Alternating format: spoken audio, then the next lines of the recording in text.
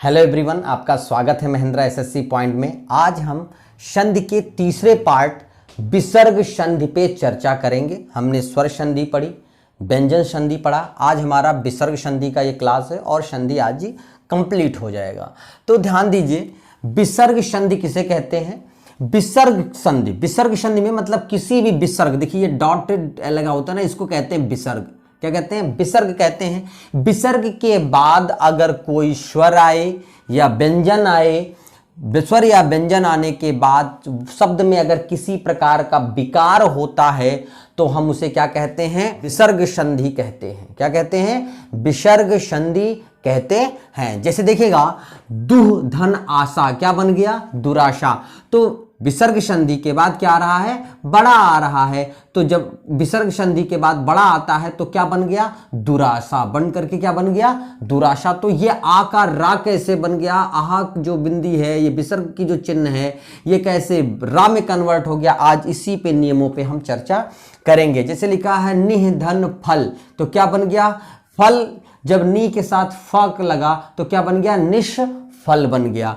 तो इसी पे चर्चा करेंगे कि आधा श कैसे बन जाता है, या यहाँ पे बड़ा रा नहीं था तो बिंदी कैसे, विसर्ग संधि कैसे रा बन गई। इस नियम पे आज हम चर्चा करेंगे।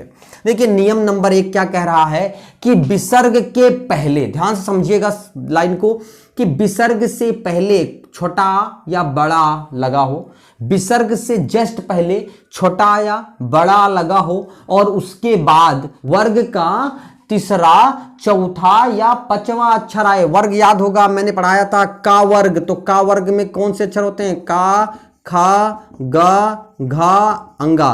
तो देखिए, तीसरा, चौथा और पांचवा ये अक्षर ऐसे आपके का वर्ग हैं, चा वर्ग है, टा वर्ग है, ता वर्ग है, पा वर्ग है। तो वर्ग का तीसरा, चौथा और पांचवा अक्षर आए, छोटा आ आए, या वर्ग का तीसरा, चौथा या पांचवा अक्षर आए, या फिर अंतस्थ व्यंजन या रा, ला, वा, हा आए, तो दोनों का मेल क्या बन जाता है? ओ का मात्रा बन जाता है। इसका मतलब जो विसर्ग होगा वो किस में बदल जाएगा?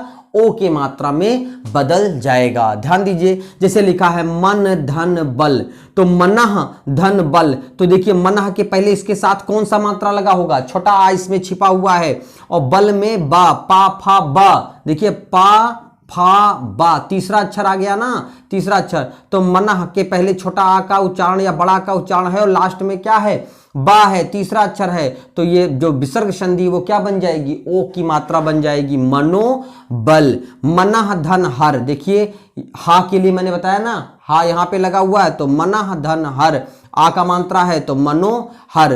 पयह, या में आ का मात्रा छुपा हुआ है, और दा, ठीक है, तो ता, देखिए ता, था और दा, तो दा तीसरा अक्षर है, तो तीसरा पयोद, क्या बन गया?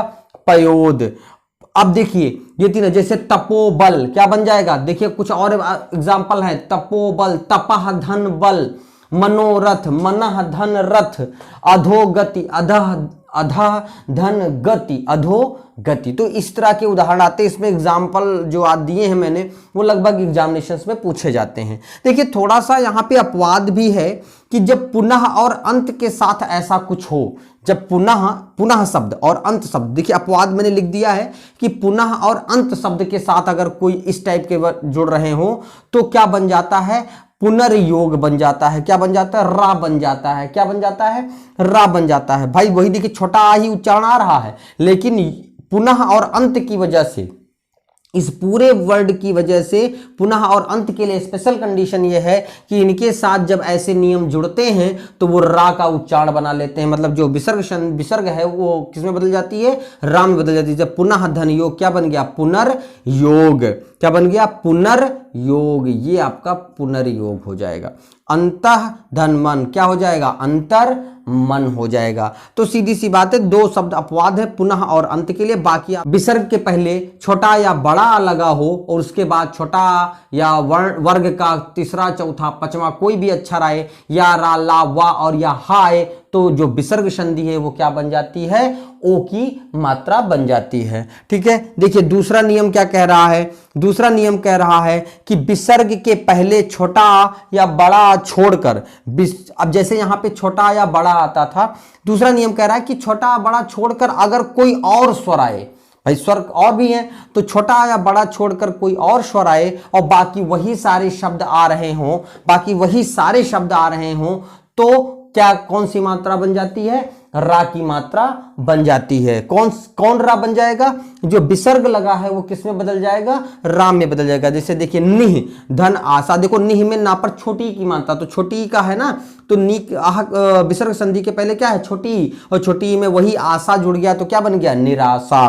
दुह छोटा उ का मात्रा लगा है और बल, तो क्या बन गया? दुर्बल। ऐसे देखिए दुर्जन, निर्धन, निह धन धन, निह धन धन क्या बन गया? निर्धन, निह धन बल, निर्बल, दू धन जन, दुर्जन। ठीक है। आशीर्वाद, बड़ी की मात्रा धनवाद, तो क्या बन गया? आशीर्वाद। तो मतलब जब विसर्ग के पहले छोटा या बड़ा लगा होगा और ये सारे वर्ड आएंगे तो ओ की मात्रा बनेगी, और विसर्ग के छोटा बड़ा छोड़कर अन्य कोई स्वर आएगा और उनके साथ ये वर्ड जुड़ते हैं तो कौन सी मात्रा बन जाती है? राज्य के छोटे छोटे नियम है, थोड़े से ध्यान है, चार्ट बना करके स्क्रीनशॉट के साथ रखेंगे तो आपको आसानी होगी समझने में। तो ठीक है, चलिए आगे चलते हैं। चलिए नियम नंबर 3 पर चलते हैं। नियम नंबर 3 क्या कह रहा है कि विसर्ग के बाद अगर ये सारे अक्षर आएंगे, अगर विसर्ग के बाद अगर ये सारे अक्षर आएंगे तो ये क्रमशः क्या बन रहा है, इस पर चर्चा करेंगे कि विसर्ग के बाद, यहां पहले नियम में कहता है कि अगर विसर्ग के पहले कोई स्वर हो, विसर्ग के पहले अगर कोई स्वर है और उसके बाद चा छा या शा आए, चा छा या शा आए, तो वो क्या बन जाता है? शा बन जाता है। ठीक है, देखिए कैसे लिखा है, निह धन छल, तो देखिए यहाँ पर कौन से आ रहा है? कोई भी स्वर, छोटी की मात्रा आ रहा है और छल, तो क्या बन गया? निश्छल। दुष्चरित्र, दुह धन चरित्र, तो क्या बन गया? दुष्चरित्र। ठीक है, तो दुष्चरित्र बन गया। विसर्ग संधि के बाद अगर ता था, इसके लिए कोई जरूरी नहीं है, विसर्ग के बाद अगर ता या था आता है तो ता या था आने के बाद वो किसमें बदल जाता है? शा में बदल जाता है। जैसे नमः धन ते, क्या बन गया? नमस्ते।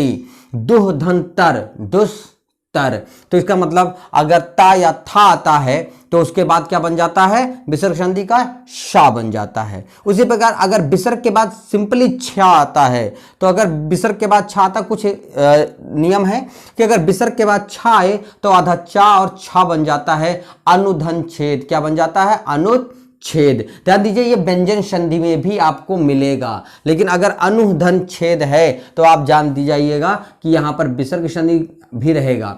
ठीक है, तो ये क्या मिलेगा? अनुच्छेद। ठीक है, अब चलते हैं नियम नंबर 4 पे चलते हैं। नियम नंबर 4 क्या कह रहा है कि विसर्ग के पहले छोटी या छोटा ऊ हो तथा उसके बाद क ख ट ठ प फ। आपको पता होगा वर्ग का, जितने भी वर्ग है उसके पहले का वर्ग का का खा, टावर का टाठा, पावर का पाफा, ये शब्द आते हैं तो वो किस में बदल जाता है? शा में बदल जाता है। दुह धन कर, देखिए दुह, इसके बाद क्या आ रहा है? छोटी छोटाऊ का मात्रा, तो छोटाऊ का मात्रा है। दुह धन कर क्या बन गया? का लग गया तो क्या बन गया? दुष्कर। निह ना पर छोटी की मात्रा है और धन फल क्या बन गया? निष्फल। तो छोटी या छोटाऊ का मात्रा हो और उसके बाद का खा टा ठा पा फा आए तो क्या बन जाता है? वो शा बन जाता है। दुष्कर क्या हो जाएगा? निष्फल। तो ये हो गए नियम। चलिए कुछ और भी अन्य नियम हैं उसको भी देख लेते हैं। चलिए कुछ अन्य नियम पे चर्चा करते हैं। ये सारे नियम जो हैं वो काफ़ी टाइम एग्जामिनेशंस में पूछे गए हैं, बस थोड़े हमने एग्जाम्पल्स ले लिए हैं क्योंकि इसके संधि विच्छेद आपसे पूछे जाएंगे। देखिए अतः धन एव क्या बन रहा है? अतएव। क्या नियम कह रहा है कि अगर किसी भी विसर्ग के पहले छोटा आ हो और उसके बाद विसर्ग के बाद भी स्वर हो, विसर्ग के पहले स्वर हो, ता के पास भाई छोटा आ है और उसके बाद भी स्वर हो तो उनमें केवल विसर्ग का क्या हो जाता है? लोप हो जाता है। तो अतः के साथ जब एव जुड़ेगा, क्या जुड़ जाएगा? एव जुड़ेगा तो वो क्या बन जाएगा? अतएव। क्या बन जाएगा? अतएव। निह धन रोग, देखिए ना, निह के पहले छोटी का मात्रा है और उसके साथ अगर रा का जोड़ा जाता है, रा जोड़ा जाता है तो छोटी की मात्रा होती है वो बड़ी की मात्रा में बदल जाती है। तो निह के साथ अगर रोग जुड़ेगा तो क्या हो जाएगा? नी रोग। निह के धान रस जुड़ा, देखिए निह नापा छोटी की मात्रा होना चाहिए, छोटी की मात्रा अगर रा के साथ जुड़ती है तो वो बड़ी की मात्रा में कन्वर्ट हो जाती है विसर्ग संधि में। तो नीरस, नी रोग। ठीक है। प्रातः काल, देखिए प्रातः काल में जब आपका छोटा हो और का के साथ या पा के साथ इसका मेल हो रहा हो, ये विशेष अपना एक अपवादित नियम भी है कि प्रातः के साथ काल जुड़ता है तो क्या बन जाता है, कोई परिवर्तन नहीं होता। प्रातः काल जैसे रहता है वैसे किसी प्रकार का कोई चेंजेस नहीं होता, एक साथ लिख जाते हैं। अंतः करण धन, अंतः धन करण, अंतः करण, अंतः करण। तो चलिए अंतःपुर, अंतःपुर। चलिए नमः धन कार, तो देखिए नमः और पुरम के साथ, इनके साथ अगर कार जुड़ा है तो क्या बन गया, नमस्कार। नमः और पुर के साथ जब शब्द जुड़ता है, इसके पहले छोटा आ का उच्चारण है, उसके बाद अगर का से ये जुड़ता है तो ये क्या बन जाता है, शा में, जो विसर्ग संधि है वो किसमें कन्वर्ट हो जाता है, सा में कन्वर्ट हो जाता है। तो नमः धन कार बराबर होता है नमस्कार, पुर धन कार बराबर क्या होता है, पुरस्कार। तो ये इसलिए लिख दिया गया है मैंने, इस पे चर्चा क्योंकि ये प्रश्न पूछे भी गए हैं और आपसे यहां पर केवल इनकी संधि विच्छेद पूछी जाएगी। नमस्कार में नमस्कार का संधि विच्छेद क्या होगा, पुरस्कार का संधि विच्छेद क्या होगा, या क्या किस प्रकार का संधि विच्छेद है, अंतःकरण, ये सारे प्रश्न लगभग पूछे गए हैं। ठीक है। तो विसर्ग संधि पे इतनी हमारी चर्चा रही है, यहां से संधि हमारी समाप्त होती है। संधि के हमने 3 वीडियो बनाए, मैंने कंप्लीट कोशिश की है कि आपको सारी संधि एकदम अच्छे से समझ में आ जाए। तो बस आज के लिए इतना ही। जय हिंद, जय भारत।